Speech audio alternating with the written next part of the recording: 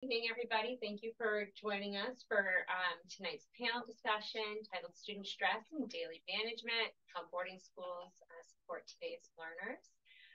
This is a panel that we first held about 9 years ago. And after changes related to the pandemic and how schools are supporting kids, we thought this would be a great time to bring it back. And so we're really excited to be here. Just as a matter of some quick introductions. So I'm Angela Curry. I'm a neuropsychologist at NESCA and the director of our New Hampshire office here, where we specialize in evaluating children, teens, and young adults.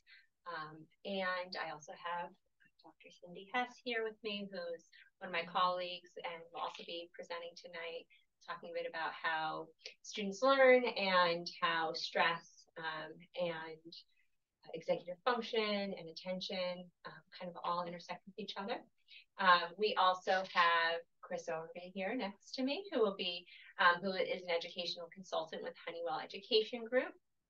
And he'll be talking a bit more specifically about how boarding schools in general can support some of the issues that Cindy and I will be going over.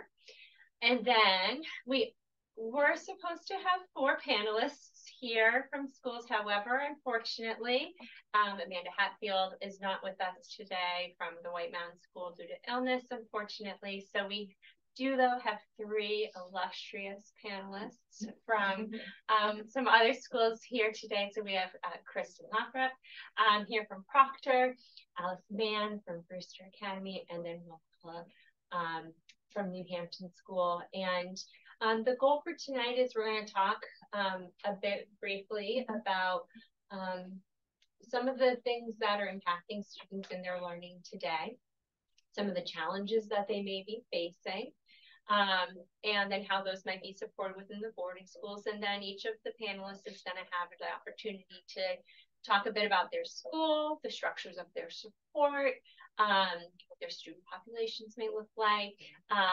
And then after that, we're going to dive into some case examples so that we can talk a little bit more dynamically about how schools nowadays are supporting some of these students. So with that, there we go. So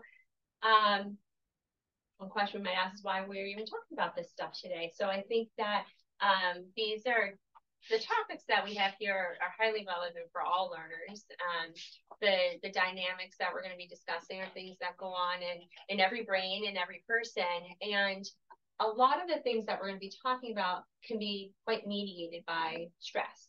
And unfortunately, we've had a lot more stress in our kids, in our society. There's a lot more demands of school, extracurricular activities, things like that, kids are having to manage, and they're having to sort of like build independence within these tasks while also still being like highly dependent on other people for that. And particularly when the pandemic happened, it really allowed for kids to be even more dependent unintentionally because they weren't out in the world as much as they were. And also we realistically have seen some significant increases in sort of more clinically significant depression and anxiety in kids. I mean, if we just look at, some of the statistics from just post-pandemic, we're looking anywhere between, sort of 20, 25% of adolescents and children, globally experiencing depression or anxiety, which is really, significant. And even just in this last, more recent calendar year, the numbers are down a bit, but still quite high. I mean, certainly like almost 16.5% of teenagers having a major depressive episode just in this past year. It's obviously something that is of a concern.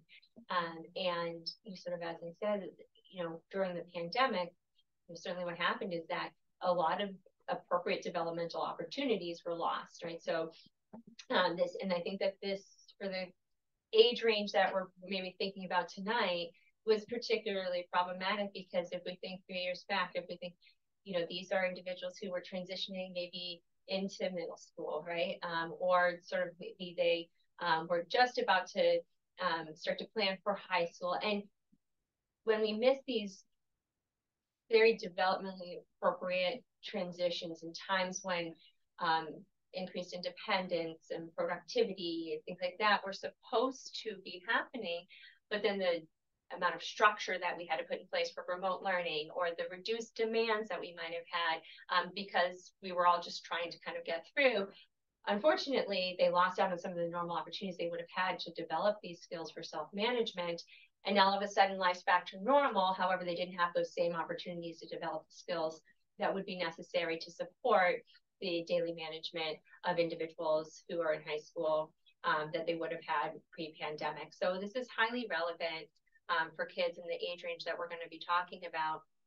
You know, in those times, like typically things that we would have been learning, right? Like we should be thinking about, right, how do we organize our thoughts and our materials and our time, right? These are tasks that are really important for becoming an independent learner. This is stuff that sort of late elementary, you know, middle school that we're supposed to be learning, right? Knowing what we're supposed to be doing. How do we get started? How do we make a good plan for breaking it down? And, you know, remembering to turn things in. We're having systems for keeping track of our things, or how do we stay focused and not allow ourselves to become distracted by all the things going on around us, or on our social media.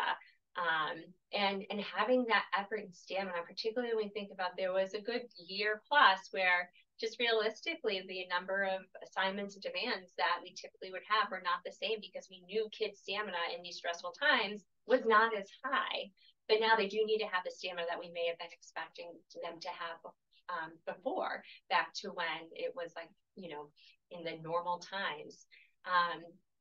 And they also just need to know like how to ask for help. Like, how do you even know when you're off track, or when you're not managing things very well. And we had to do all that while also keeping track of how they feel and the stressors that they're experiencing, because that's, you know, already said, stress was high. And like, this all sounds really stressful, right? Like when we put those number of demands, those things that like these kids should have been learning in this time of the pandemic, like that sounds like a lot. And so right now we've got all these kids who are sort of, you know, early adolescence, mid-adolescence, and they're trying to figure out just how to get through all this stuff. And it's a lot to manage and a lot to think through. And that doesn't always happen completely intuitively. A lot of the things that we're talking about in that list of stuff that kids were supposed to be learning how to do, like these are executive function skills.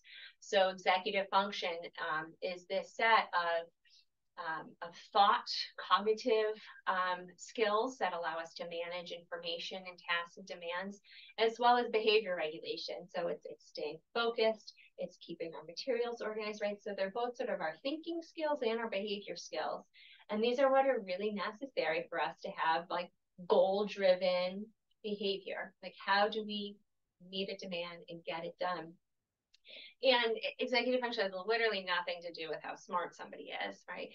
But it has to do with the efficiency with which you get things done. I like to use the analogy of somebody who, you have these two students who are both handed the exact same writing assignment. And the individual without executive function difficulties, they've got that nice straight road in the desert, right? They can see beginning to end very readily. They know exactly how to get started. There's no clouds, there's no traffic, there's literally nothing in the way. I feel like we might be having some technical issues. Jane, does it still look good on your end? Okay, I'm just gonna keep going. And then the student with executive function difficulties, it's not such a straight road, right? They can't see the endpoint. They don't know where it is. They're high up in the mountains in the rain, maybe at night, and they're so far out of civilization that their GPS doesn't work. So they just gotta go and hope they land there, right? And maybe they take one route and turn back because they realize it was the wrong way to go. And so then they start a new draft or they do something else. And eventually they may get there. The problem is they don't know how they got there. So the next time they're given a very similar assignment, they do literally the exact same thing, right? But the teacher may look at both of these papers and give them the same grade, and they both look fine, right? To the teacher, they may not see a problem because the end point was reached, but the process was not the same. And I think we could probably imagine that the student who went through the mountainous road in the rain at night with no GPS is experiencing a lot more stress than the student who's driving through the desert with a full gas tank and they don't need the GPS. Yeah. So, right, it's a nice straight line. And what we're talking about here is, you know, in our brains, everybody's brains, you know, we've got areas that manage these executive function skills. And those areas of the brain are very closely intertwined with these other areas that are sort of self-regulation domains. So one being our stress and our emotions, right? So we've all been in situations where we're really stressed out about something, we're mad or angry, we're more impulsive, we're not thinking straight, we're not making good decisions. And that's because our emotions are overtaking our executive functioning. And it also means that we're not paying attention to things that are most important.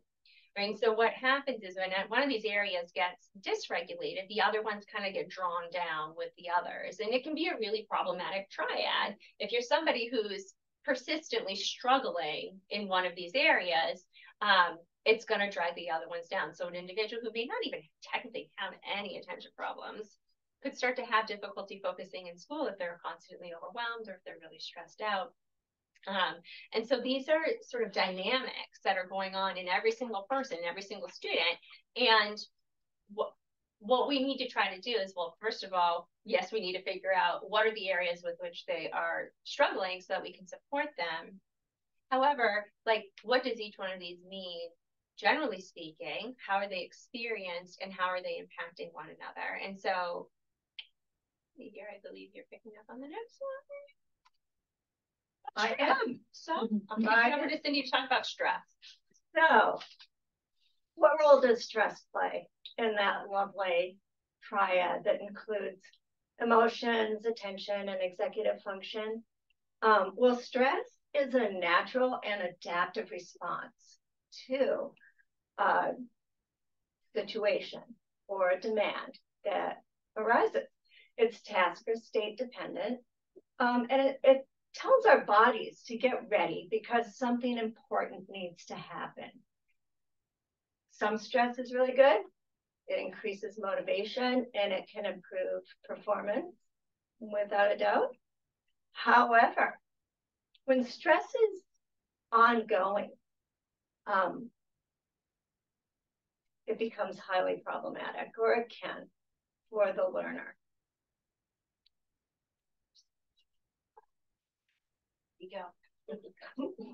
So when stress becomes chronic, your brain kind of becomes primed for stress. Stress releases the fight or flight system, which actually serves to motivate us. But when our brain is primed for stress and we're experiencing chronic stress, our brains start to look for stress where there really isn't or might not be. And once that cycle begins, then it becomes much more difficult to pay attention. And as Angela was saying, the executive skills just go whoop, and really some kids are just operating in survival mode. And when we think about going down that long and windy path without a GPS, and it's raining and it's dark, you can imagine it becomes hard to think and hard to set and achieve goals. Eventually, perhaps through some deep breaths, you get there, but not without a lot of pain. And stress can be kind of painful, and which leads to avoidance, which leads to more relying on their devices and becoming easily distracted by social media, because it is one way to get their mind off of the thing that's causing stress and avoid it, which really just complicates the situation. So all these things are possible causes or indicators of chronic stress. And they show up in most people's lives at one point or another. There's adversity and learning challenges, social challenges, perhaps health related, perhaps increased anxiety related to even COVID, language issues, and sometimes there's just cognitive processing challenges. Perhaps a student might have weak visual spatial skills, they might struggle with language. So what this means for teens is they missed out on important opportunities that allowed for the development of executive function. They were most likely sitting at home during a period when they would have been learning to manage their schedule, keep track of homework, get enough sleep, all the things that we need to function adaptively through our day. So some kids will catch right up once they got back to school, but some kids came out of the pandemic having even more challenges than perhaps were noticed prior to the pandemic. So it's just important to understand the individual's needs and then make an individualized plan for building skills and independence. So how do we do that? It depends on the kid. We need to understand their individual profile. And often that happens through a comprehensive evaluation. Everyone benefits from increased structure and tools for task management and organization, supportive relationships, and strong interpersonal connections. But not everybody needs direct instruction in executive function and learning skills.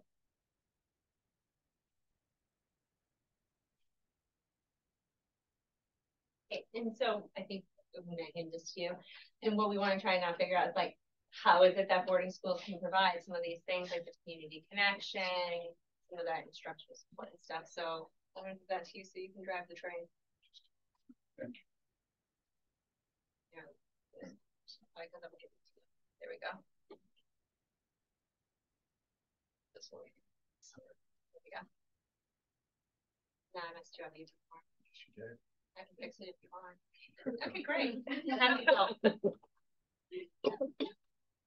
This is one of the few technological things I can do. Okay.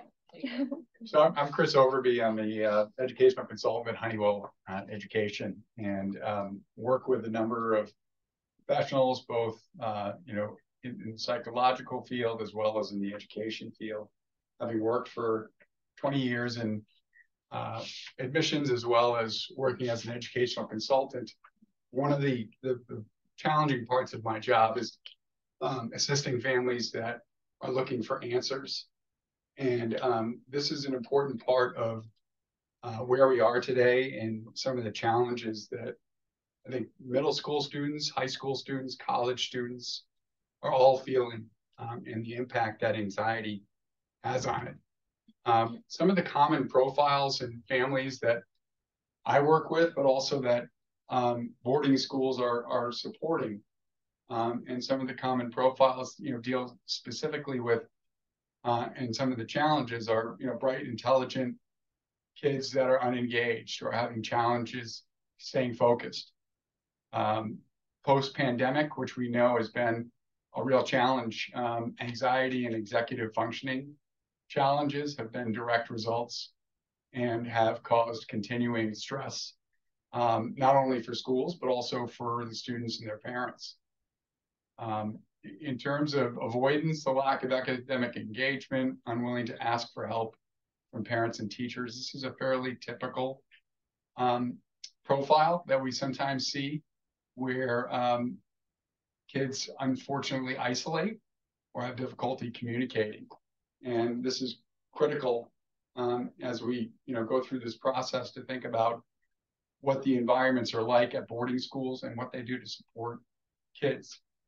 Another common profile are students that sort of escape into technology or screen time. And it has become a sort of a stress refuge for a lot of kids, and a lot of parents are disappointed or frustrated with that, and really feel like it doesn't help their academics as well as the communication at home. Engagement in extracurricular activities is also one of the areas that tends to drop off a lot with kids that have anxiety or depression, whether it's social, academic, extracurricular opportunities that they might have participated in are no longer involved with, can be overwhelming. And then the unwillingness or inability to communicate with teachers, parents, both social and emotional challenges that are related to really communication and confidence that are connected directly to anxiety and depression for a lot of kids. I know that we see in our company as an educational consultant at Hunnewell, we're seeing after the post-COVID a real challenge in terms of middle school, specifically boys and girls in the middle schools who have lost, basically a year of school, have not been challenged, have not had an ability to go out and socialize or go outside. And so the impact is really felt in a number of different ways. And since the pandemic, the impact of technology, impact of social interaction, the impact of emotional support, and the impact of both academic. And the other one that I think is fairly unique is the impact of the physical health of kids in terms of their diets, as well as being able to exercise and get outside. Yep. So what's unique about boarding schools, or what are they, how are they supporting kids? I mean, obviously we have three very unique schools here that have great reputations, that also have very, very different sizes. The White Mountain School has 140 students. I believe it was at Proctor has 380. So there's a range in terms of sizes of schools that I don't think a lot of people are aware of. And it's one of the important parts to consider when thinking about boarding school is the environment, the culture, and the community. So for boarding school supports and connections, the formal academic support programs at a lot of these schools will meet with students and help with their organization, their executive functioning, will communicate with them in terms of their progress. Effort is one of the things, or one of the areas that really is valued at boarding schools.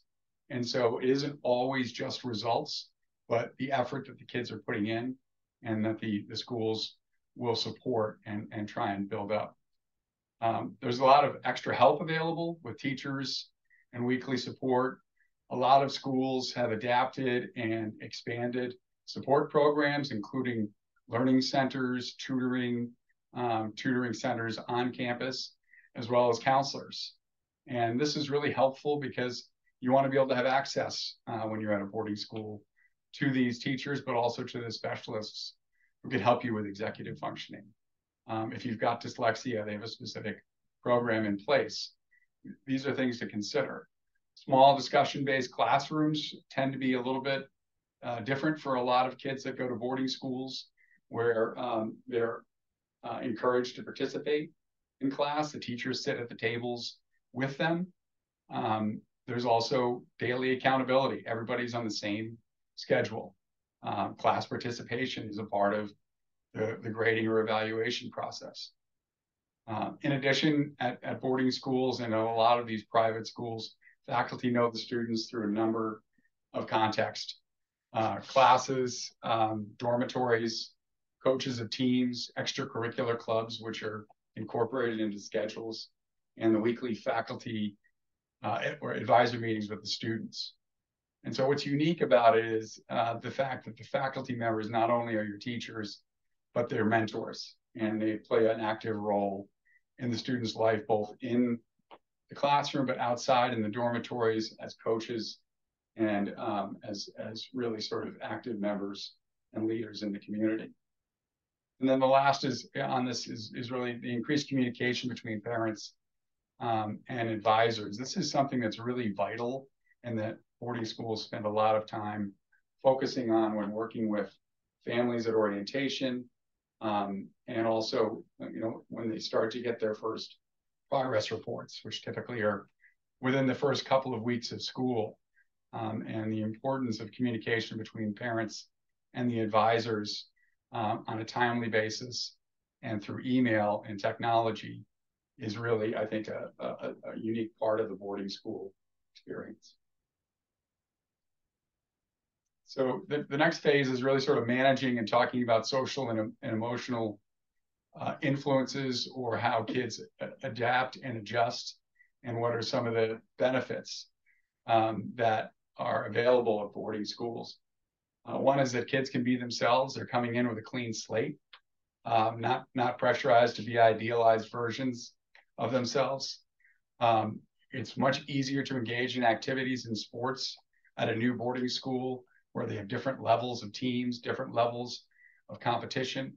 One of the changes that I've seen as a consultant and a former teacher is the number of kids that are doing non-competitive sports, and the fact that schools now offer a wide range from kayaking to mountain biking.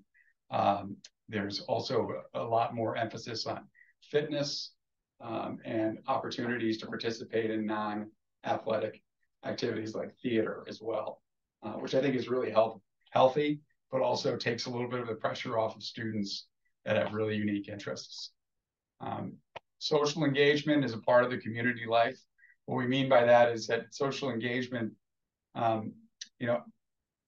in school as well as outside of school, is a part of what boarding schools are all about. You have kids from very different ethnic backgrounds, academic, cultural, and religious backgrounds. And the social engagement, whether it's outside of school on the weekends, in the dormitories, on teams, is something that's really unique to boarding schools. Students become known and valued, and everyone sort of shares the same environment and community. And the last, I just say that it's easier to find peers with similar interests at boarding schools, and the fact that they are in a residential community. I always tell families when they're going through the process to look at the balance between boarding and day programs. There are also benefits to some schools being 5-day versus 7-day boarding. That is becoming more common as well in some of the schools closer to Boston. But this is something that's really unique. You can only find really at these boarding schools here. So last is just to talk a little bit about some programs that have, I think, have been an outcome of and help students with anxiety and stress. A lot of schools have introduced mindfulness and wellness programs, which are really there to help support students both emotionally, academically, physically. It's really the benefit is it's giving students an understanding that it isn't always about school, it isn't always about athletics and the social interaction, that it's time to sort of focus sometimes on what you're doing now, being able to relax. Some of the schools have introduced days where there's no screen time, as a part of their academic week. I think that's an important part of the wellness programs. There are schools, for example, that have a yoga barn where there's meditation. All of this is an important part of, I think, the way that schools have adapted, but also students can have an opportunity to focus less on the results and more on themselves. School counselors, this is a critical part of what schools are providing. It's always good to ask about the access to school counselors, during the school day as well as outside of school.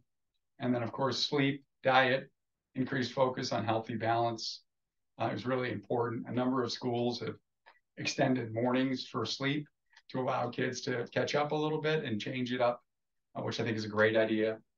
And then, last but not least is just encouraging both students and faculty to understand that it's good to take a step back, to really focus on yourself and your abilities, and to make a positive impact on your community, with the support of some really strong teachers and counselors.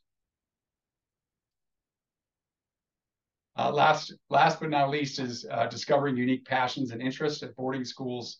You're going to find in these all these schools and presenters, directors of admissions tonight, we're going to talk a little bit about their schools, obviously, and we'll look at some examples of students, but the benefits in terms of different ways of learning is really unique to boarding schools. Many more experiential programs. I know there's travel programs, outdoor travel programs, and leadership that are offered for students during the school year, as well as during the summers and spring breaks. And then, of course, there's also internships.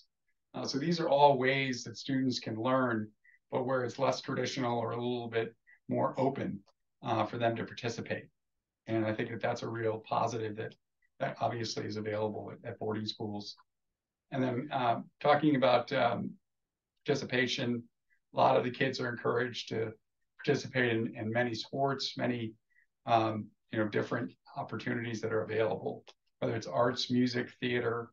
Community service is a real focus in boarding schools that encourages students to give back. And I think that that's really something that makes boarding schools unique, but also builds character as well as confidence and leadership.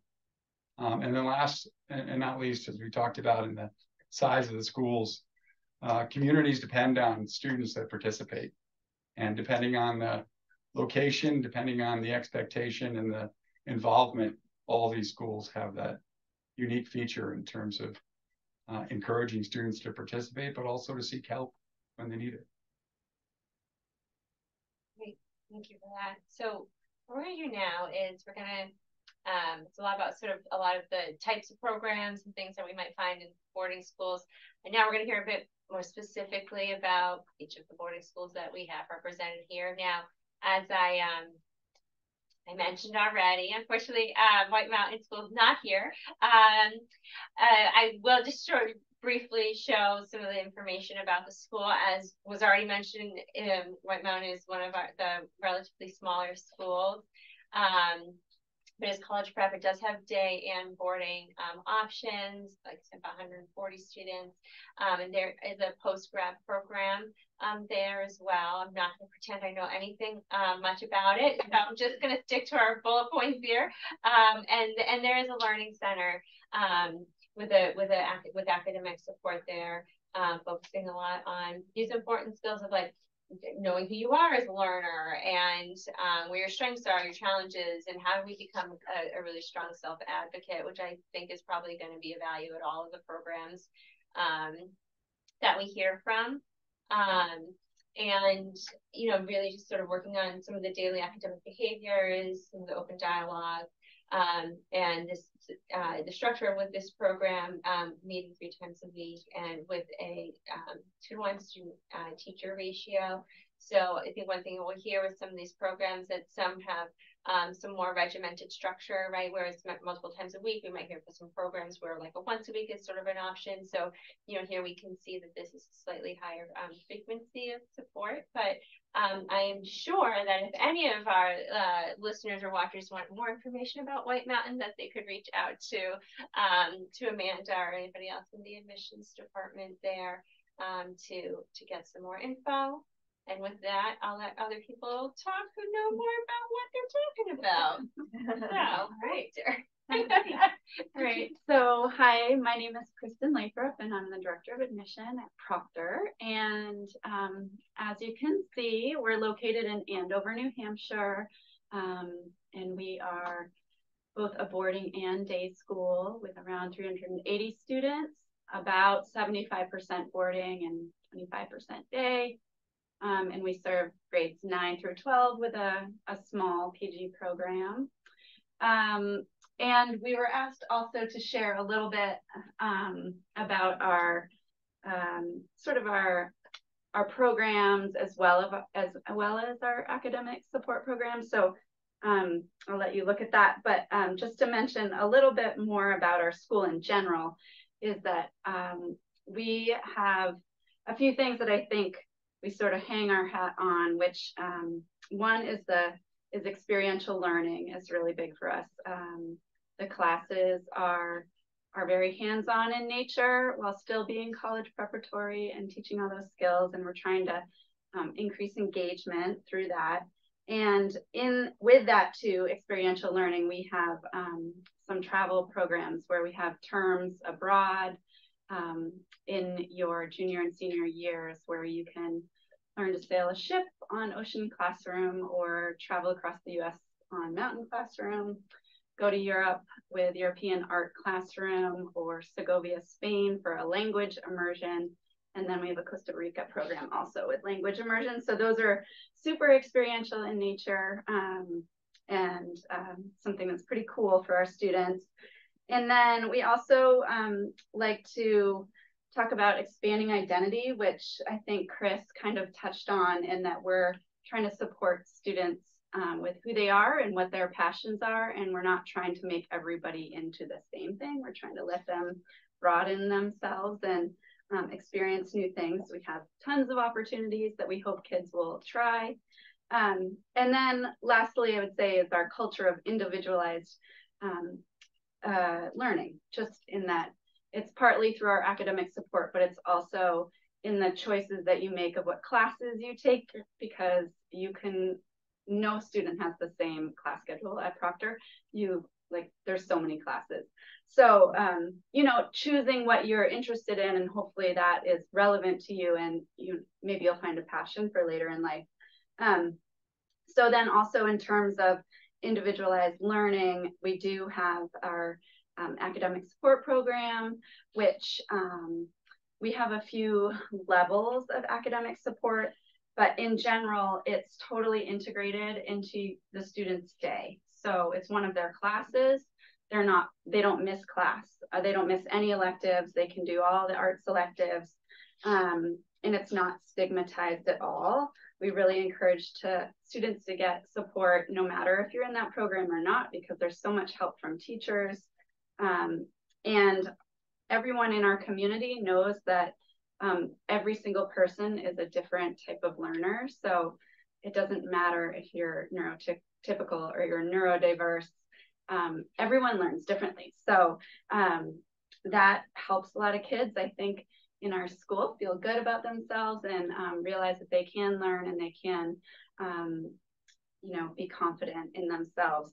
So one thing that I think I just forgot was that we also, so we mainly serve students that may have ADHD or some language-based differences and challenges, and but they have to be able to do a basic level of work, the same as everyone. So we're not modifying the work at all.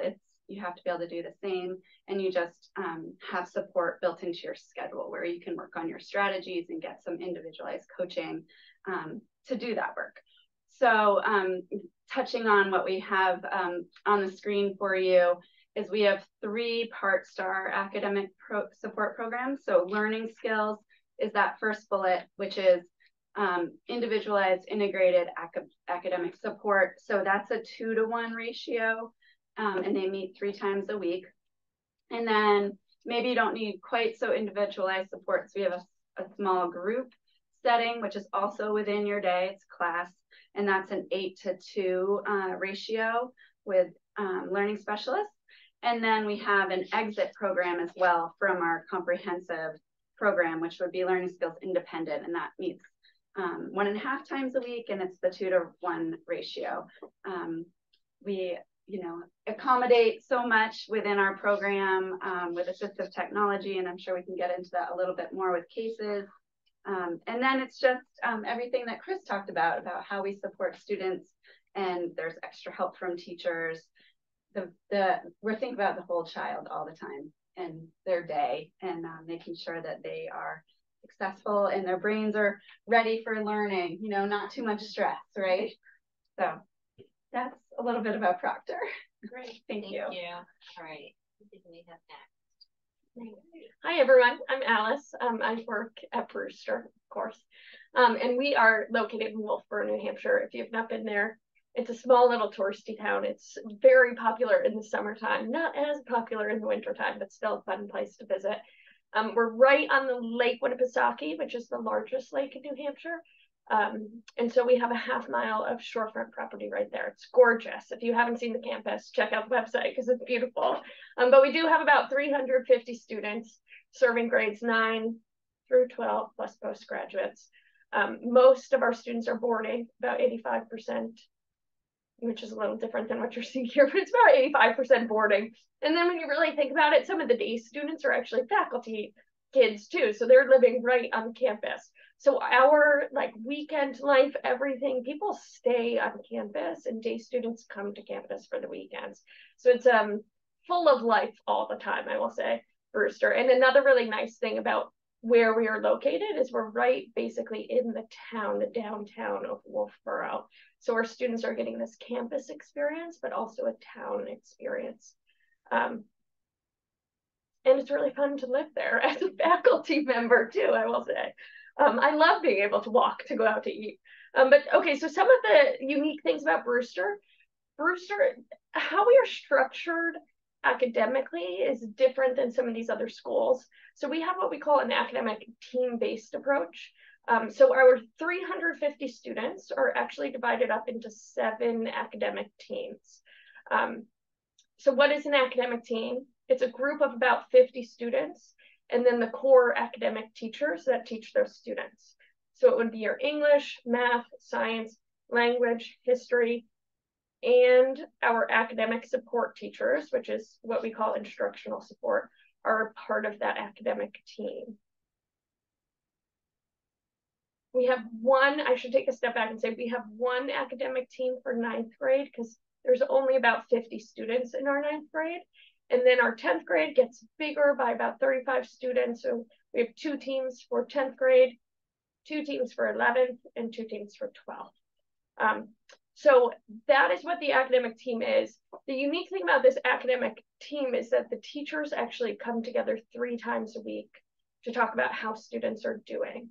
So I really like that because the instructional support teachers, which I'll talk more about later, are talking with all of the students' other teachers multiple times a week, and just having the very intentional space to have communication about how students are doing.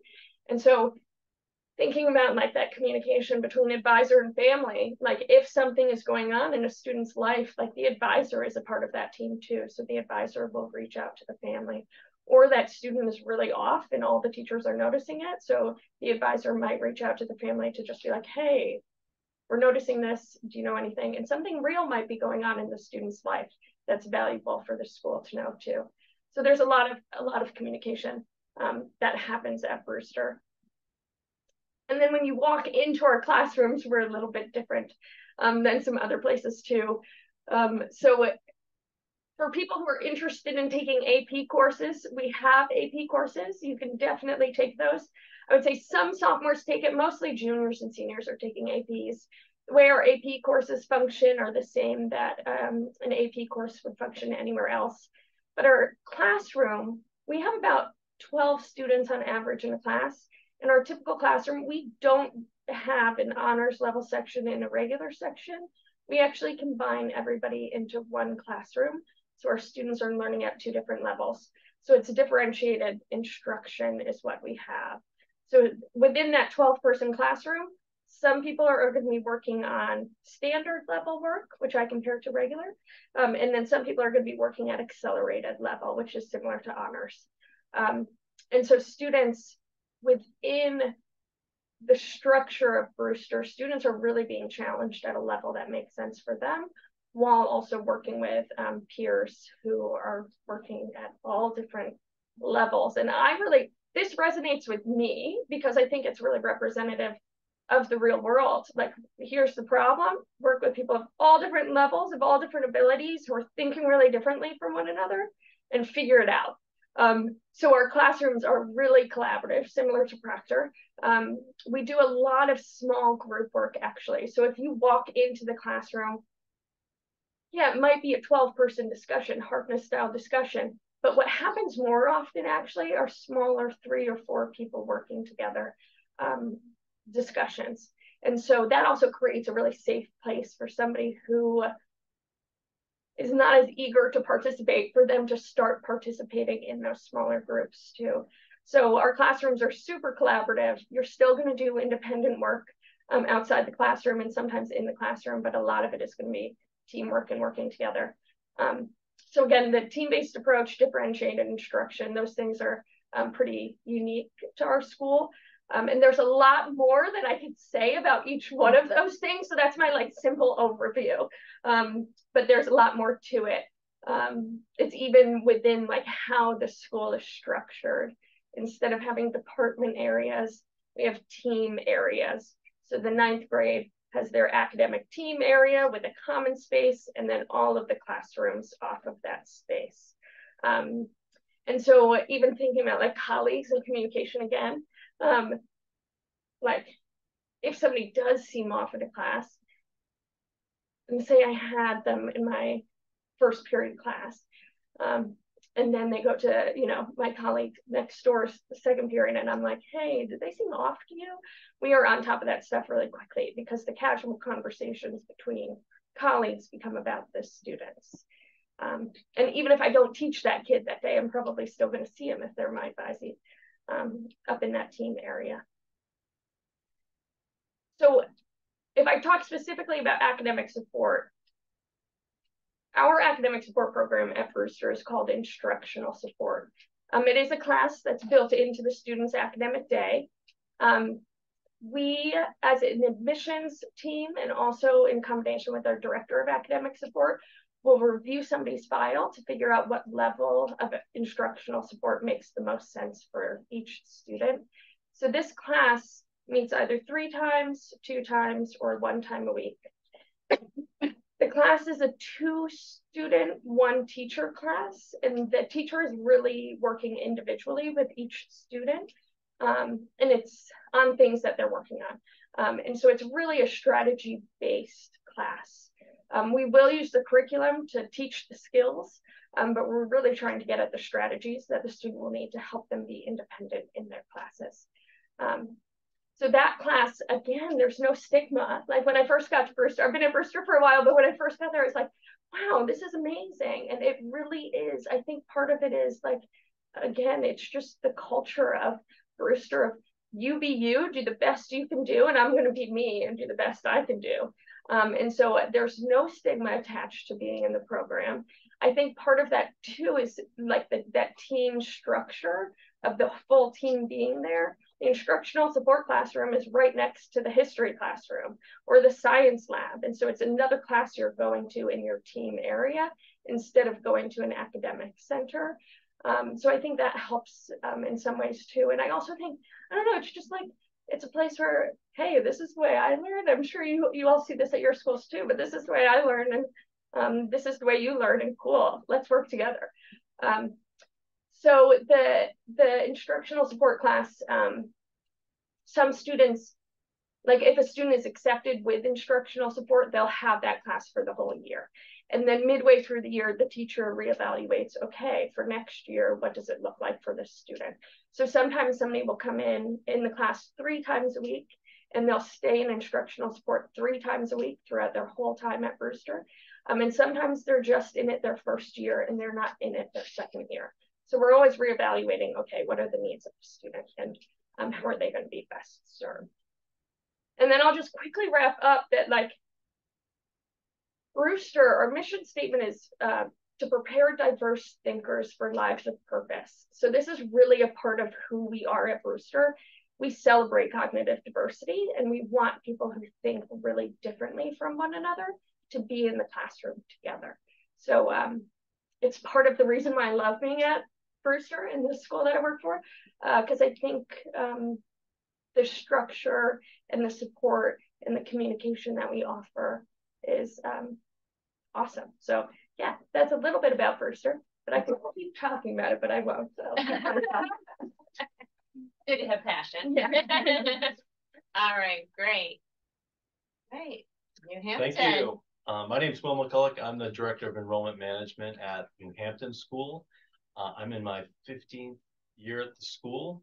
Also a proud parent of a current senior and a current 10th grader. So I, like many parents, have been humbled by not only the last couple of years, but just the whole journey of finding the right match educationally. Both my children have enjoyed their experiences at New Hampton, and they are very different learners. And I think that speaks to what we've created culturally at the school. Just celebrated our bicentennial in 2021. So 200 years of education. And I would say that we're a school that wakes up every morning and says, what can we do best for our students? Meeting them where they are. We are 90 minutes north of Boston, just off exit 23 in central New Hampshire. So a wonderful location, pretty central, about 30 minutes from skiing, very close to the lakes. We have 340 students right now, 260 boarding from 25 countries, 24 states. A couple of our signature programs, and I would encourage you, obviously go on to the website, find out more about our International Baccalaureate Diploma Program.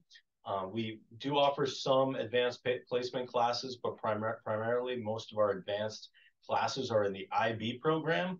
Over 4,000 IB schools worldwide. And IB really focuses on providing the best high school class for students to prepare them for college. Students can earn a full IB diploma program, IB diploma with 6 classes over a 2-year period in 11th and 12th grade. But my son, for instance, takes 2 IB classes and 2 honors classes. So again, we are focused on providing an individualized experience for each student.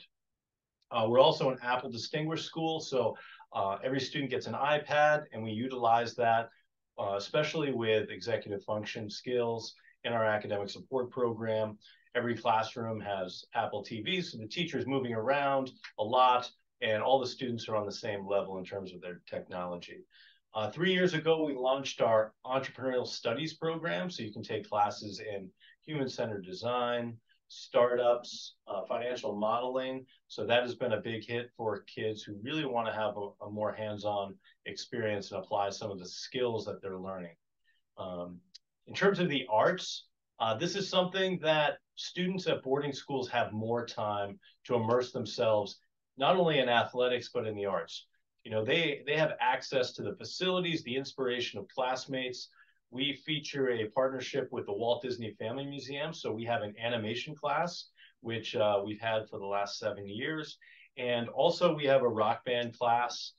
So oftentimes families will be looking for, you know, an orchestra program. We might not be the right match for that family, right? So, you know, 3 times a week for 70 minutes, like your English class, you might be in our rock band class. Travel opportunities with our project week. So we have 30 different projects. Some are on campus in March, and then some are traveling for 8 to 10 days outside the country as well.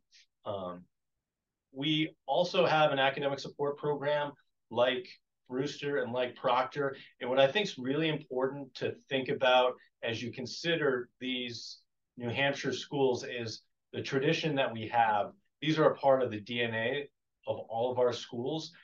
New Hampton School has had an academic support program for 35 years. So when we think about hiring the best educators for your children, they are educators that know they are going to be working with a diverse group of learners.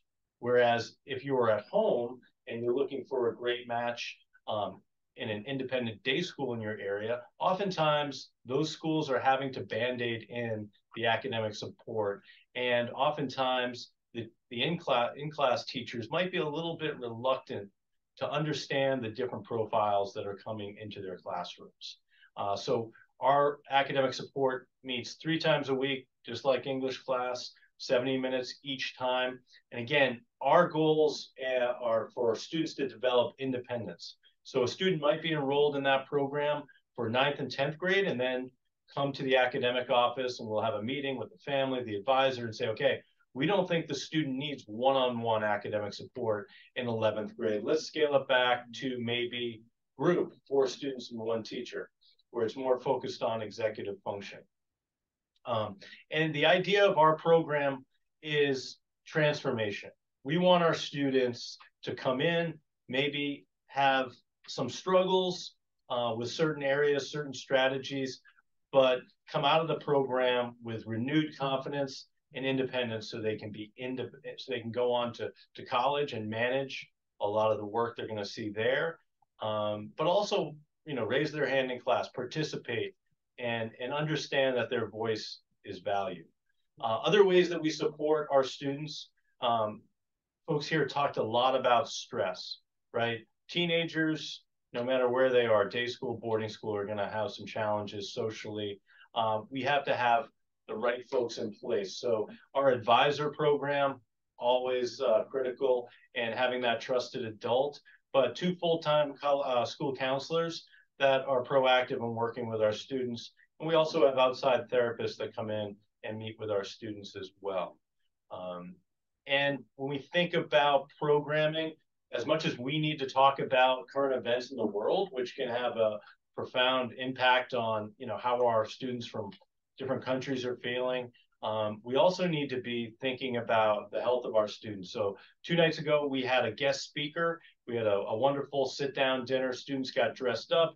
We have a pretty laid-back dress code, but once a month we get dressed up. We have a guest speaker, and this speaker addressed social media and talked to students about making good decisions with social media and thinking about how they can be more positive on social media. And both my kids came home from it and said they learned a few things, which is kind of a win. So I look forward to answering any more questions about New Hampton. Again, I encourage you, if you're thinking about boarding school, a lot of reluctant parents out there, they think they are failing their child by sharing them with a boarding school. What I would say is, when you think about success, transformation, it's a really selfless decision.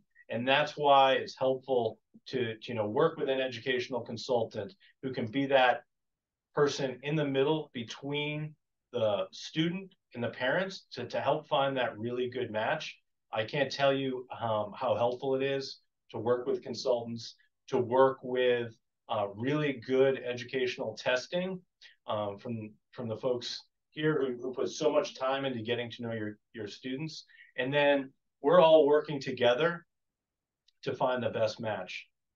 But the most important thing you can do is come visit our campuses and get a sense for how intentional we are about having structure, 24/7 care, and making sure that your kids are cared for academically in the classroom, but also outside the classroom, so they graduate with a lot of confidence and independence.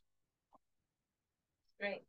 And I mean, that's really what the goal is here, right? When we're thinking about any developing human, right, is to be imposing these skills that they can then eventually take ownership of their own decision-making and life and things like that. And as we were sort of talking about at the beginning with some of these, executive function challenge or elevated stress or whatever, right? If we have a child who is persistently struggling and they don't have the GPS and they, the map's not there, providing them with that opportunity, the supports, the resources, the community connection, where it's just okay to have someone show you the map, right? Mm-hmm. And then maybe you need it reviewed a couple of times, but then eventually use the map on your own, right? And it's making that transfer of that ownership of that sort of self-directedness, which is really the goal for all of these kids.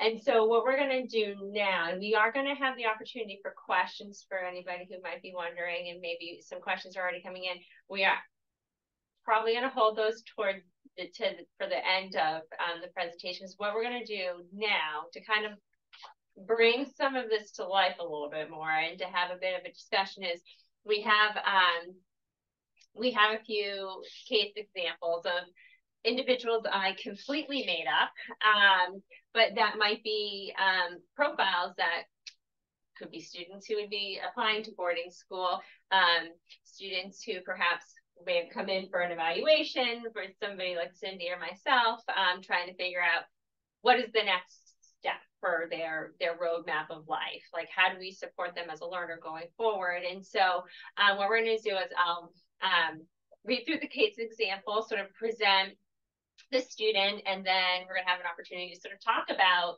you know, what are some of the things that we would want to know more about this kid? What are some of the community-based connections they might benefit from, instructional support, whatever it is?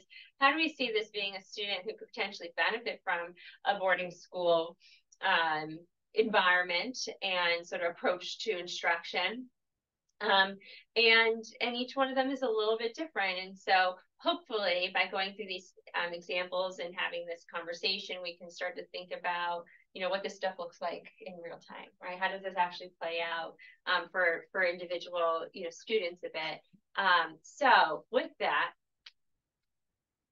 we'll talk about Max. Again, I made these up completely, so any resemblance to real life is completely unintentional. So Max. So Max is a 10th grade individual currently. Early diagnosis of dyslexia, so perhaps had a great evaluation early on that allowed him to get this diagnosis. Some really good remediation, perhaps not an IEP, and got a lot of support early on, elementary school, right into 6th grade, and made a lot of gains.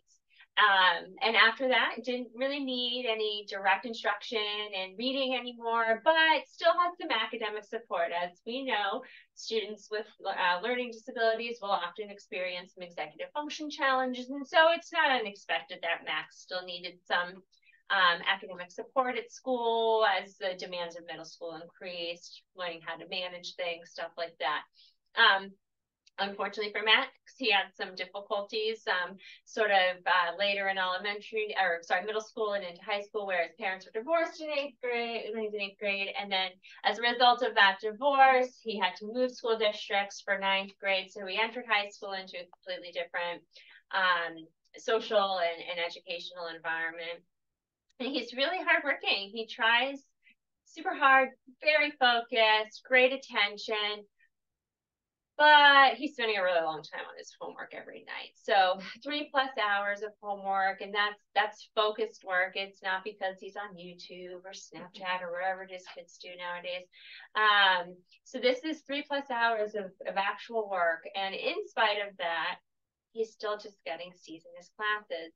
And he's really frustrated by that because he's putting in all the time, he's putting in all the effort, and he's not seeing the outcomes that he's really hoping for. So, you know, because of these frustrations, Max's family, they're considering a change, and specifically considering a repeat 10th grade year if he were to go to a boarding school, so that he could have a little bit more opportunity to build up some of those skills, and kind of make up for some of those, fill in some of those academic gaps that he's been struggling with since he entered into high school. So this is Max, and he's applying to all 3 of your boarding schools.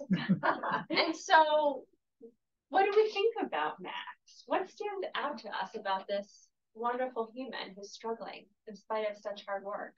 Well, I always like to focus on the positive first, right? Like, he clearly is working hard. He is putting the effort in. I get it. He's frustrated because he's not seeing the results that he wants to see. But when I look at this case study, I'm like, focus, tries hard, great effort. Yes. Like, that's what I want to see in somebody's application. And so those pieces, I think, are, you know, stand out to me when I quickly review this. Like, what are the good things? Look at those good things. Those are great things to be bringing to a new school, a new community, whether it's in the classroom or outside the classroom, because hopefully he's giving that effort outside the classroom to different areas too. That's the first thing I notice.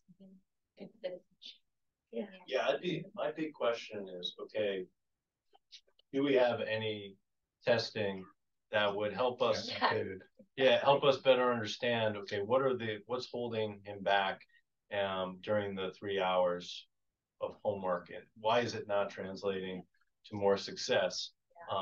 So I think that's why an educational consultant steps in and says, okay, immediately Chris is going to say, we need to get some updated testing, and then I need to spend some time really digging into how those 3 hours are spent, and then take my notes from that and look at maybe what the testing and comments from the teachers, reports, those types of things for update. Absolutely. I'd also have to say the repeat would be something that we'd want to discuss. It's now called the new term is reclassification. Okay, reclassification. That would be important. He's looking to reclassify. Reclass. That might have something to do with athletics, but that's just my opinion on reclassification. Oh, yeah. The other part of this that I would look at is that as a former teacher and admissions officer is the diagnosis of dyslexia in terms of what support systems would be needed to support that in the next school if they were to look at private schools. Because there are schools that specifically can support students with dyslexia, but there are also, depending on the testing, kids that are really successful that have been able to adjust and make, manage their executive functioning as well as their dyslexia, and maybe more comfortable in a more traditional environment that has support.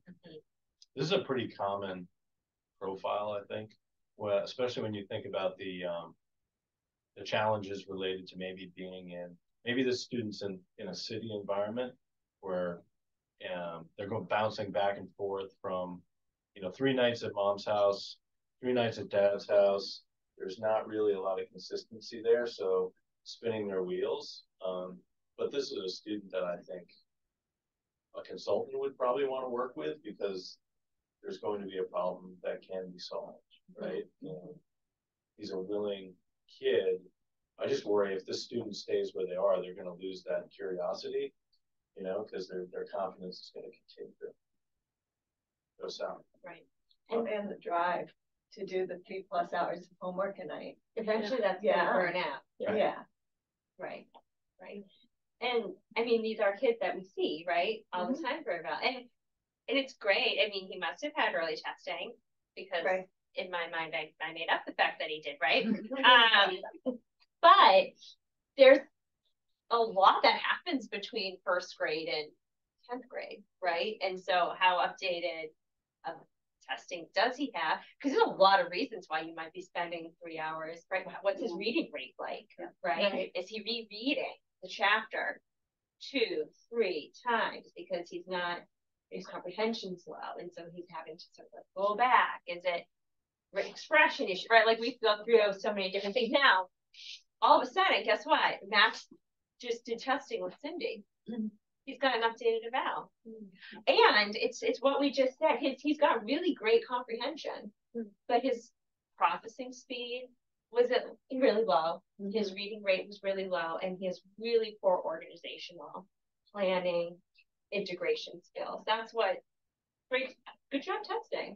Yeah, You just did that. Interestingly, it is a common profile. It's a very common profile. Yeah, not necessarily the dyslexia, but definitely the bright cognitive processing abilities that are compromised by the weak processing speed. Yeah, low processing speed.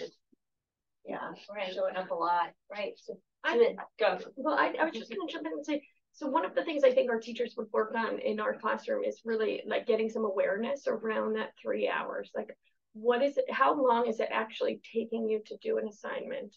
And they might actually work with the student and say, okay, let's make an estimate. How long do you think this homework's going to take you? How long do you think this homework's going to take you? And then they're going to ask the student to actually time themselves and pay attention to that. So there's some awareness of like, okay, this is what it actually looks like.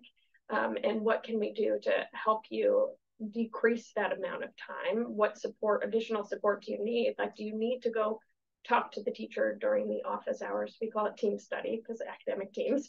But do you need to go talk to them during office hours to get some of those questions answered? So before you start your homework, so that time can go down a little bit. So part of it is like the whole chunk of time seems very long, but let's really figure out, like, is math homework taking you as long as the other ones, or is it really some of the other homework that we need to focus on and figure out, okay, what can we do here? Or is he just having a hard time getting started? Totally. Right? Does he just sit there? So, okay, right. Frozen. Yeah. Right. Yeah. Exactly. What are the strategies? What are the strategies that are going to help this young Max, right? Because that's not, we don't know what he's doing. Right. And with the academic support, if you were at one of our schools, they would talk through that. Like, how are you spending your time? Where should you be spending your time? Are you spinning your wheels in an area that you shouldn't be spending so much? And how are you going to be most efficient? And then what can you do on your own? And what can you do with us to be, I can help you here, and you are strong in this area, so you do that on your own, that type of thing. So build the confidence through chunking it up and using their strategies and planning their week. And how is this, so like, I think a common concern for families is like, is this homework time, right? Like how is homework time being utilized? What it's being spent on? What does that look like in a boarding school environment? What does homework look like? Is it somebody in their dorm room doing work on their own so that he's still just spending 3 hours spinning his wheels? Or is there more structure to the homework time? Does it depend on the student? What does that look like in a boarding school setting? We have study hall from 8 to 9:30. And so that is the time when every student, 11th and 12th graders, if they're in really good academic standing, get a little more freedom. But 9th and 10th graders, from 8 to 9:30, they are in their houses, in their dorm room with the door open, and a faculty member's moving around the dorm, checking in with them, making sure they're on task. There's no temptation to go socialize because everyone else is doing the same thing. Yeah. The other part of it is it's not mom or dad policing the situation and being the bad cop and saying, have you done your homework? It's just a different voice. And that's what I found as someone who did dorm duty a lot, is that they are receptive to a different voice at this age, because they've kind of drowned out the parents a little bit, right? It's been a long day. I just need some time. Well, we can have a more constructive conversation when everyone else in the house is doing work. And the other nice thing about that too, we have the same study hall hours, 8 to 9:30. Like sometimes I think of our 9th grade girls dorm, right? Like the science teacher is one of the main dorm parents. And so sometimes too, the faculty members who are overseeing dorm duty are some of the teachers that the students have. And so it doesn't always work out perfectly that it's, your science teacher, and that's the class that you want to meet with the teacher for extra help. But there is that like side benefit of it too. You're seeing these, it's often teachers, yes, admissions, people at Brewster too do dorm duty, and from athletics and things. But a lot of times it's the teachers who are in the dorms working with the students and can help the students out if they have questions that way too. Biggest challenge with this kid, I think, is going to be convincing him with 2 years left of high school. I'm going to leave my friends. I got this sweet setup at home. I can walk down to, I'm going to get my license pretty soon. So again, that's where the family needs to trust the school and a consultant that they're going to have those conversations about how important, this change would be for the student. It's going to open up a lot more doors in terms of choices and confidence. And I think something that's like really important within our instructional support program is thinking about the academic confidence that, various people have talked about, is celebrating the small successes, right? Like comes in, maybe English homework typically takes 40 minutes and cut it down to 37 minutes. Like those 3 minutes, that's a small success. Let's focus on that and like celebrate those moments, because if a student can feel good about that in that moment and they've worked really hard for that, it makes a difference if you have an adult there celebrating with you, so and advocating for you. So I think it's that relationship that happens within the academic support class too that can be impactful and bring back some of that confidence that will then bleed into all other areas of their life too. Any final thoughts on Max before I talk about Miss Rosie? Rosie's very different. All right, let's talk about Rosie. So she's in 8th grade, so perhaps maybe a slightly more traditional time to be looking at high school. And she's a bit shy, always was. But then, as with many, we never plugged that in. You want to do that for me, Shane? Thanks, before the battery dies on the computer there. So, all right, so there we go. All right, so Rosie became more withdrawn during COVID. Really became too comfortable with this idea of not having to be out in the world or interacting with others. And she did all her work during that remote learning period. But then as she returned to in-person the next year, that follow through really just started to go down. She wasn't really the same student that she was before. But even though she's like really withdrawn at school like this and struggling with completion, like she has her tight-knit, small but tight-knit group of friends, and she just lives it up at camp.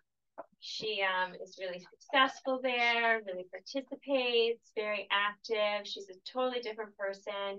You just see like the life coming out of her in such a positive way. And it's just a big discrepancy between what she looks like at school, where she's not asking for help and she's just quiet and withdrawn. She's super bright, really strong test scores, but her overall grades in class are low because she's not participating and she's not getting stuff done. So she's certainly not performing where she seems like her final grades are not where they should be, given how well she does on those test scores. And they were maybe concerned about some anxiety or maybe some inattention. And so the pediatrician did some basic reading scales. We don't have any like real testing, like neuropsych type of testing like we might do. And it did raise some concerns about anxiety and some inattentive ADHD. But that's all they did for assessment. And now she's knocking on your door. So what do we do with Rosie?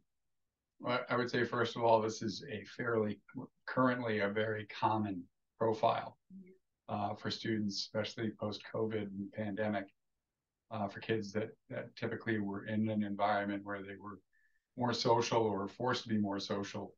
And as a result, the outcome is increased, anxiety, ADHD, those types of things, fairly common in terms of the profile, and are right now are sort of a part of this process right now. That's a challenge for a lot of kids. I would encourage testing. The obvious, right? Rating scales are great and all, but yeah, but I mean that would help for sure. But then the big question is just, why is she so quiet in school? And is it, so to me, we hear so many stories about the class sizes are so big if they're in public schools, there's no access to teachers, maybe it's a style of teaching that isn't, conducive to the way she learns. And so those are some things that come to my mind first, of like, why isn't she speaking up? Why is she so quiet? Why isn't she participating? Why isn't she doing her homework? Is she not making connections with teachers? Does the teacher know her name? So these are all things where boarding school is so different, but I'm making assumptions that we don't know. It could be any of that, or it could be something else. It could be homework. I don't know. Mm-hmm. Yeah, that's my first big one. That was my big one too, though. Why? Like, what is going on here? And like, what is the why? And some of this too, like, you can't answer in the admissions process, right? Like, it's gonna, if they're enrolled in our school, that's where we're gonna do it. That why, those why questions. And so, but again, I'm gonna focus on the positive. She thrives at camp. Like, boarding school is not camp. but it has some of those same, you're living together with your friends 24/7 elements. And so if she's thriving at camp, what would it look like if she was at a school where she has that kind of camp environment, but still you're doing schoolwork? A lot of it is going to be structured time, and we're going to ask you to do a lot of things. But what would that look like for her if she's simply in an environment that she really thrives in? And so that could be a huge difference maker in itself. And middle school is just really challenging for some kids, and perhaps they get into a more nurturing environment. They just feel better. It can be competitive, and I'd like to think that our communities, kids are nice to each other, and maybe she's struggling with that a little bit, where it's like doesn't really want to speak up, doesn't want to be the kid who's getting the right answer. I would ask her in the interview, just like, hey, what are your passions?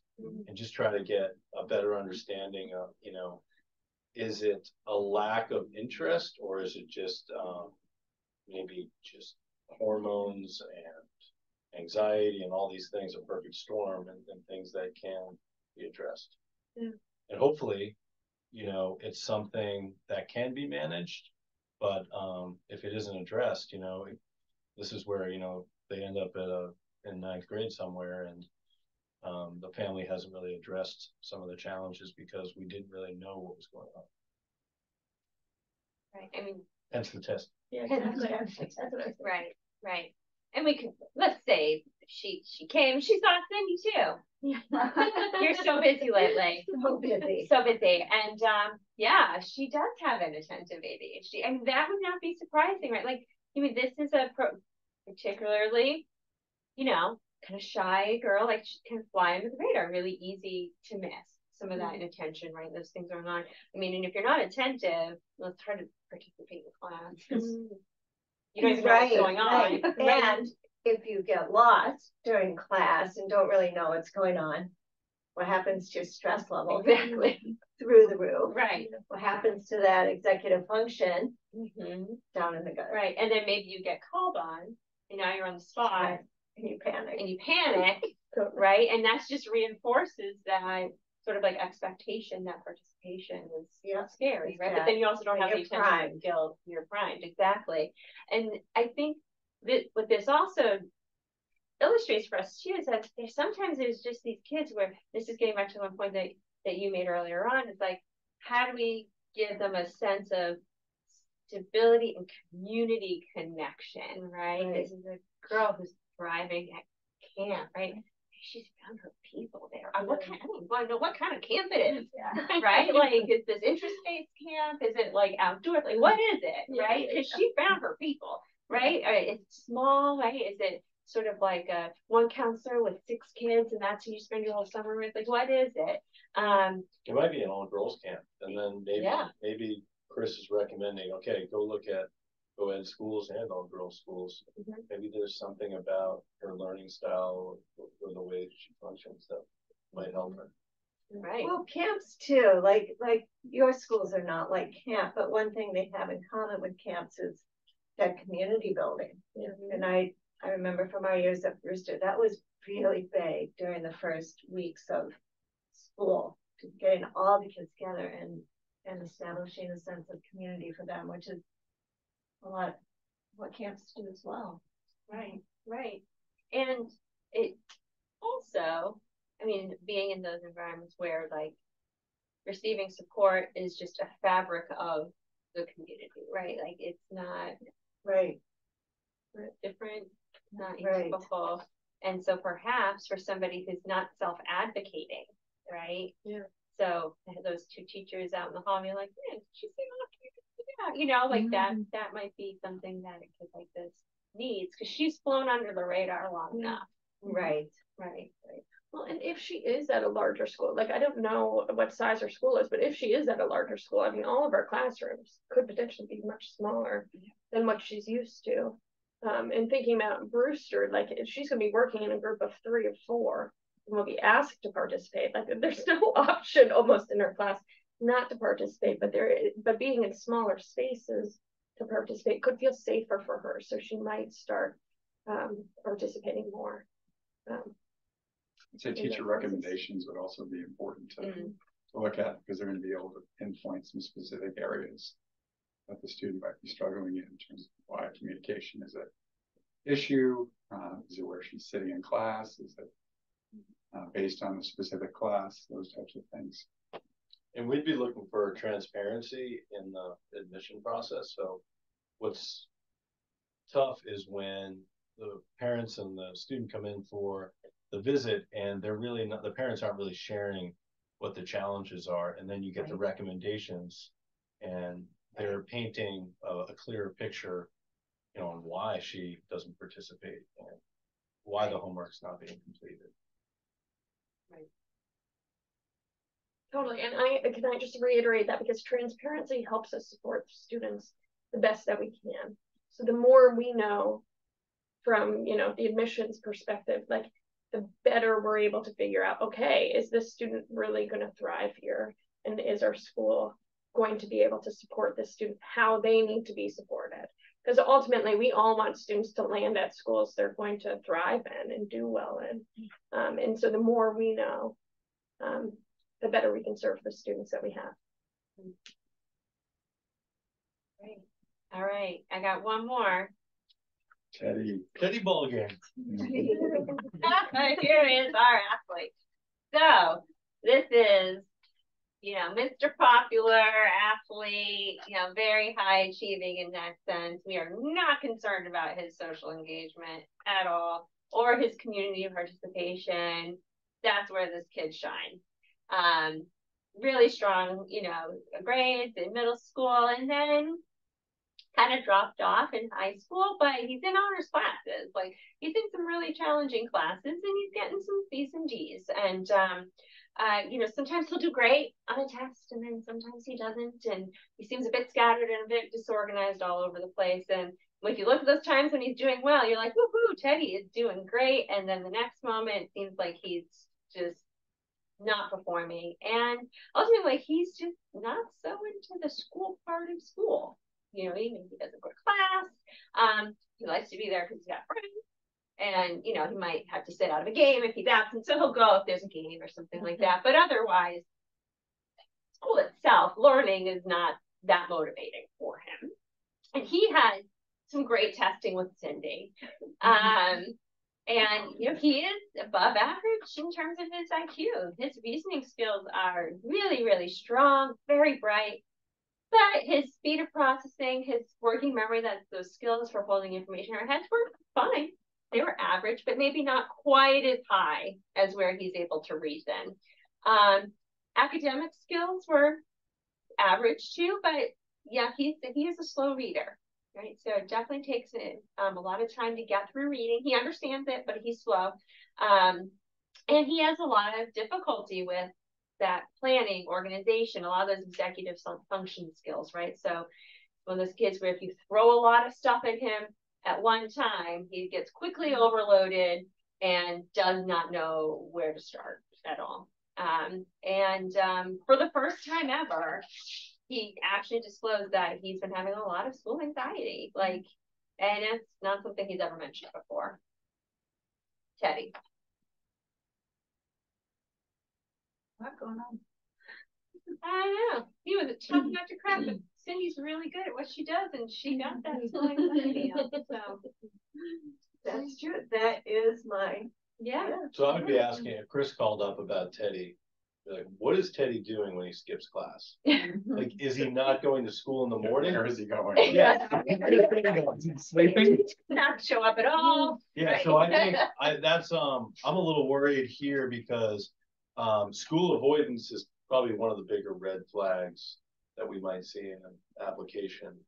And you know, is it okay, I'm not going to get out of my bed and go to school, or I just go late because I can't get organized in the morning, or literally, oh, I didn't do my English homework, so I'm not going to go to class. And I want to go with my buddies down to, you know, the donut shop and hang out. You know, is Teddy making good decisions? Correct. Yeah. I don't know. Yeah. It's true, because I agree with you. Like, students who are not willing to engage in the program, it's really hard to work with a student who won't show up.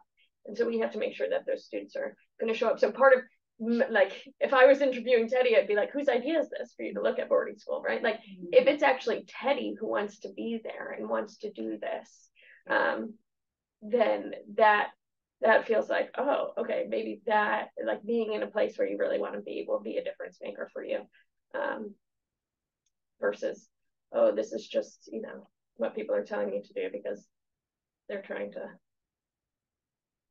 have me switch it up. And here I am in your office talking to you. Right. Well, and I also think that's the role of a good evaluation too, is to dig deep into that indifference to school and the school avoidance, because it, like, his behavior is communicating something.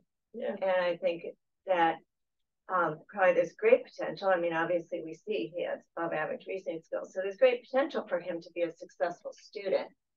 But what's going on with him that is just starting to feel disengaged from the learning process? I would start to think about reclassification, number one, and whether that would be beneficial. Looking at his age and seeing if that would work.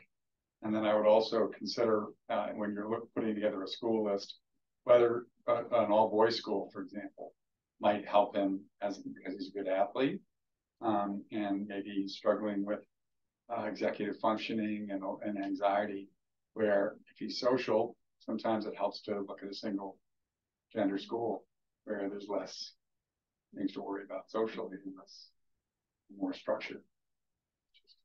Worst case scenario, you're digging deeper, like you're meeting with the Teddy and you're like, wow, there's some bigger issues here, right? And that's where we would kind of be at a loss as a school. They come for the visit without a consultant, and it's like, okay, are the parents trying to get us to solve the problem by just moving the kid from one school to another? Right. So the more information, the better the final outcome.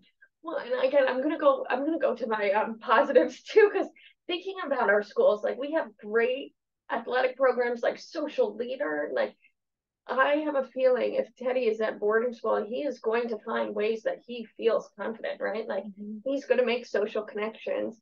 He is going to be a great athlete on whatever teams he chooses to be on, right? And so, like, having that great success within being, like, in this new community, I think could help in his transition too, to make it a positive one.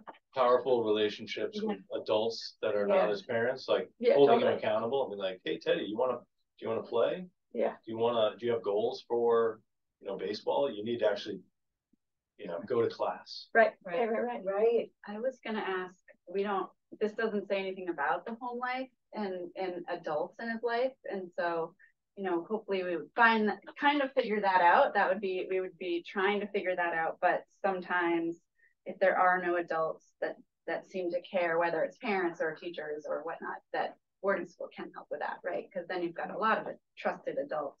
If he's willing to engage, that's what we kind of said at the beginning, right? If he's willing to start this process with us, looking at other schools, then it could be hugely beneficial. New environment, finding some people that he connects with. Yeah, and like Cindy said, I think, behaviors for communication, right? And like, to me, this would strike me as a kid who, especially with his newfound disclosure of anxiety, right? He's very bright, and yet he can't manage some of the more mundane basics parts of school because he gets so overwhelmed. And having that gap between what you are capable of doing and thinking and understanding, and then yet not being able to do that product and that output is so hard. And especially if you're a competitive athlete and you're being, a lot of times to be in a truly competitive athletic program, like, you may be doing club this or that, right? And so your schedule is all, mixed up. And when are you doing, I love asking, like, so when do you do your homework? Yeah. Is it in the car? Is it like, when is it happening? And so I wonder too, like, does he have structure to his schedule? He almost strikes me as somebody who, with his organizational challenges, if he has buy-in, which I hear Teddy does, Maybe the regimented schedule of a boarding school could be really helpful because like this is when we do our sports, right? That's when practice is. This is when homework is, right? Like and that's probably maybe something he doesn't have right now because unfortunately the extracurriculars and things like that in real life are not as regimentally structured for kids who then get pulled in a lot of different directions and they're trying to be successful in more than one way, and that can be really, really hard. And thinking about that, are you doing your homework in the car, right? Like there's that commuting piece too that adds so much time. And if you are in a club team, you might be traveling really far and going multiple places on a weekend to get to the different games and things. So the nice thing about boarding schools too is that everything is right there. Yes, we're traveling to each other's schools to play games on Wednesdays and Saturdays typically, but like most of what everybody is doing takes maybe a 5-minute walk to like across campus to get there. And so all of a sudden that commuting time goes to being social, playing on sports teams, but also being able to seek out teachers for extra help too. One thing I would say about Teddy is like the A's and B's in middle school, we see this a lot. So families move to a school district where they've invested in a house and a home, but also, you know, a school district that has really good reviews, great test scores, very nurturing environment, K-8, but then Teddy goes to high school and that's where he's actually comparing himself to his buddies on his team who are more organized, and I think that might contribute to this possibly, and contribute to the school-related anxiety because all these kids are probably comparing themselves to their friends, right? That's the biggest challenge that a lot of these kids are facing, I think. In addition to their some of their weaknesses, is that it's all out there, like the accomplishments of other people. We didn't have to deal with that. Right. The last thing I would say is with parents' communication with Teddy, you know, having the conversation about accountability, right? So how do you manage when he skips class or when you read from a teacher that he's missing school or not getting in work on time? What's the accountability factor with the parents and have that conversation? Is anyone being the tough guy making the difficult decisions? Is anyone saying you can't do this if you're deciding not to go to school or not getting work in on time? And it's really critical. Okay, so do we have questions? A couple of questions. Okay, so we do have a voice in the background. So the voice in the background is Jane Hauser, our marketing director at NESCA. So she's got some questions. Okay. That's come through. With the major uptick in mental health concerns, especially anxiety, there are many students who need more oversight and clinical support, and there seems to be more placement disruptions. For many students, they do not need a therapeutic school per se. However, they need more than a typical student. How are typical boarding schools training their staff around how to best support these students?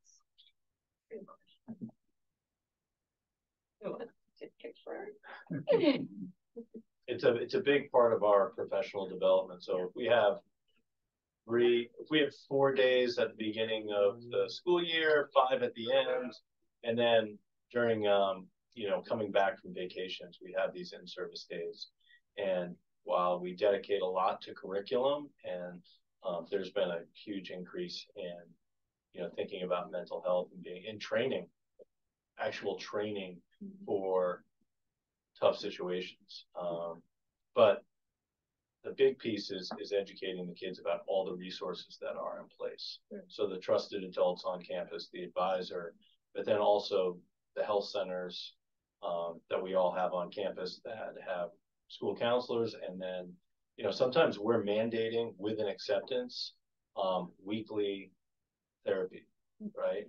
And we're bringing therapists on campus. I mean, there's no stigma attached to that. I mean, with this generation of students, they recognize how important it is. So if we destigmatize it and make it a more normal thing on campuses, I think kids are going to be more apt to come forward. And I would say we do similar things within our faculty meetings. We have professional development at the beginning of the year and the end of the year too.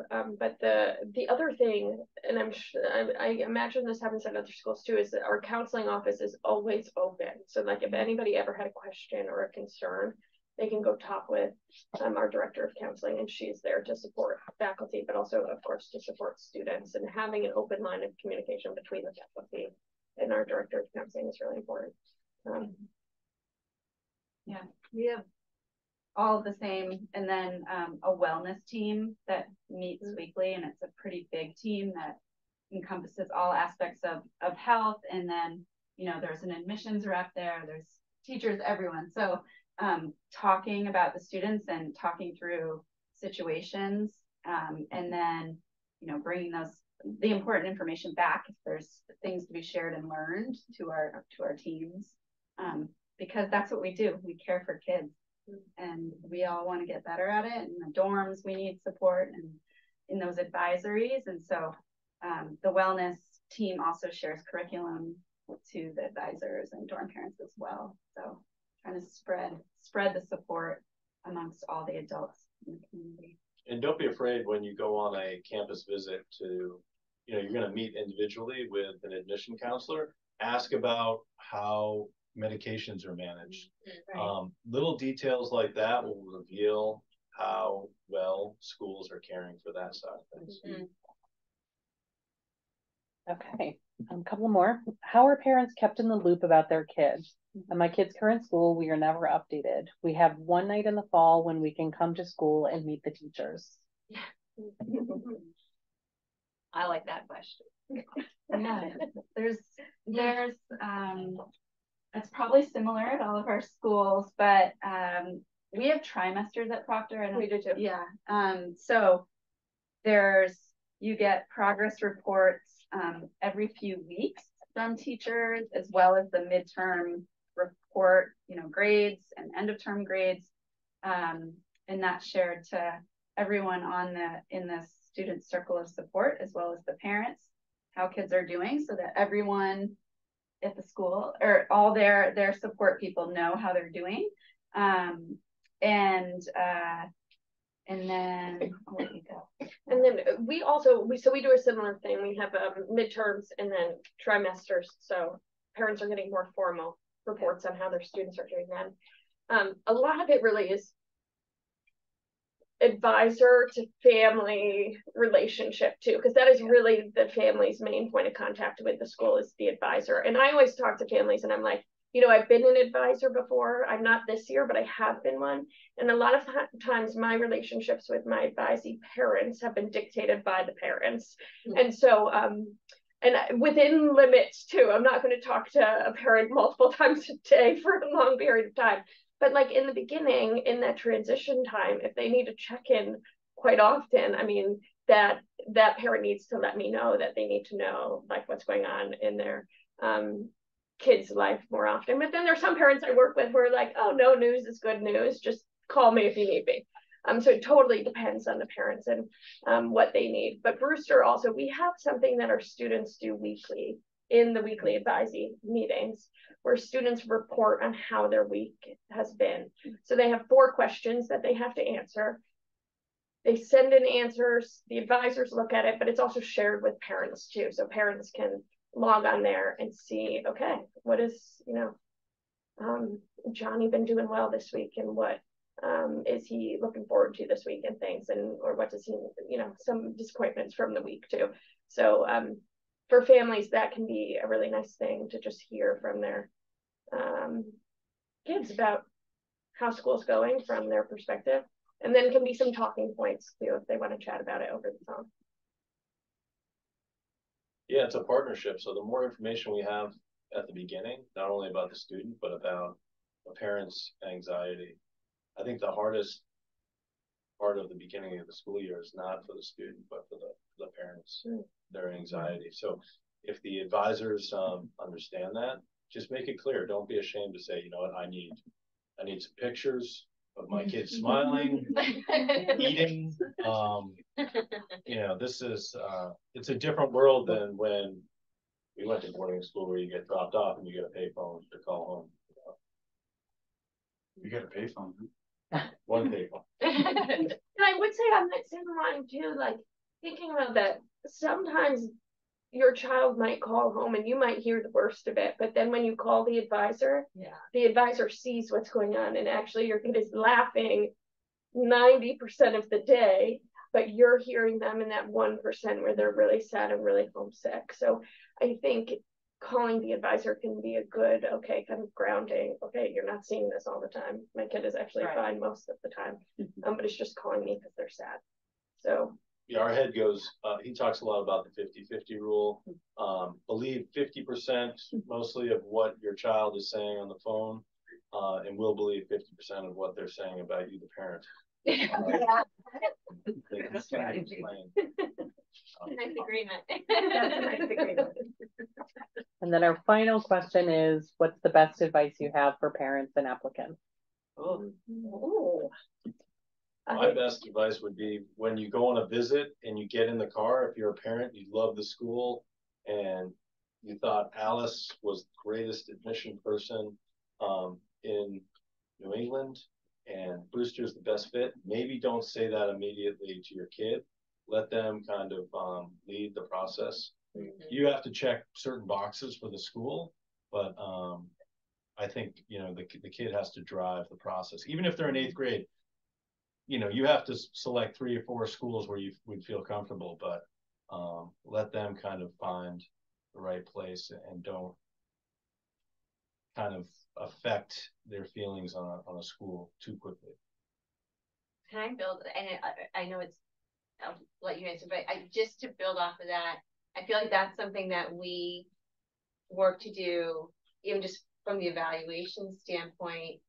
These are individuals who are, right, teenagers, they're their own people. Like, how can we expect them to take ownership of their lives if they don't have any control within it or self-understanding, right? So, like, the way we do that, like when we do an evaluation, like, we always encourage, like, we should be meeting not just with the parents and telling them everything, but like we also then meet with the kids so we can be like, this is sort of, these are the strengths we found, like these are some of those challenges, like here's what I'm thinking, what do you think, like how does that sound to you? Because you're always going to get better buy-in if you give them the opportunity to have an opinion or have a say. And so I mean I think that at all phases of the process, even from like if there's an evaluation that's a part of it, or when you're looking at the schools or whatever, they're part of the team, right? Their you know, perspective and their involvement should be valued just more than anybody else's, really. Right. So yeah, I think it's really important. Okay, sorry, I just had to build off that.